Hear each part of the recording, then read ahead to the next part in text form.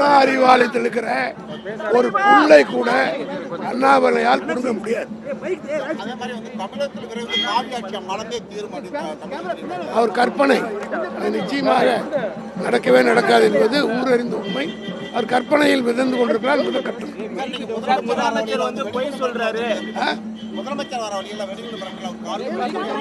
யாருக்கு தளபதியை பொறுத்த மட்டும் தன் வாழ்க்கையில் பல சோதனைகளை சந்தித்தவர். ஆகவே எதையும் சந்திக்கிற ஆற்றலும் திறமையும் எங்கள் தலைவர் இருக்கிறது. இந்த வெடிகுள்ளெல்லாம் அவர் கால் தூசு கூட தொட முடியாது. பேசும்போது கூட முதலமைச்சர் வந்து பொய் சொல்றாரு, சொல்லவே இல்லை. ஒரே மேடையில் விவாதிக்க அண்ணாமலை தயாரா, நாங்கள் தயார். அதிமுக அறிவிச்சிருக்காங்க தமிழகத்துல வந்து நிறைய பாலியல் தொல்லை. அதாவது அதிமுக பற்றி கேட்காதீங்க, அவங்களே இப்போ நெருக்கடியில் இருக்காங்க. அதனால அவங்கள பற்றி நான் ஒன்றும் சொல்லுவேன். நிர்வாகத்தினுடைய நலன் கருதி பல மாற்றங்களை செய்வார்கள்.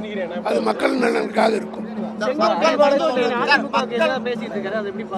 நான் சொல்லிட்டு அதிமுக இருக்கிற யாரை பற்றியும் நாங்கள் விமர்சிக்க விரும்புகிறோம். நாங்கள் we are going steady. We are not bothered about any other. Modi 10 வருஷம் முன்னாடி கொண்டு வந்தார். அதை பார்த்து காப்பி அடிக்கிறாங்க. மக்கள் மருந்த காப்பி பிரதமர் மோடி கொண்டு வந்ததை வந்து இப்போ காப்பி அடிக்கிறாங்க. இவர் ஸ்டிக்கர் ஒட்டுற முதல்வர்கிறத வந்து மறுபடியும் நிரூபணம் பண்ணுறாங்க. ஸ்டிக்கர் ஒட்டுறது யார் என்பது உங்களுக்கே தெரியும். ஸ்டிக்கர் யார் ஒட்டுறா?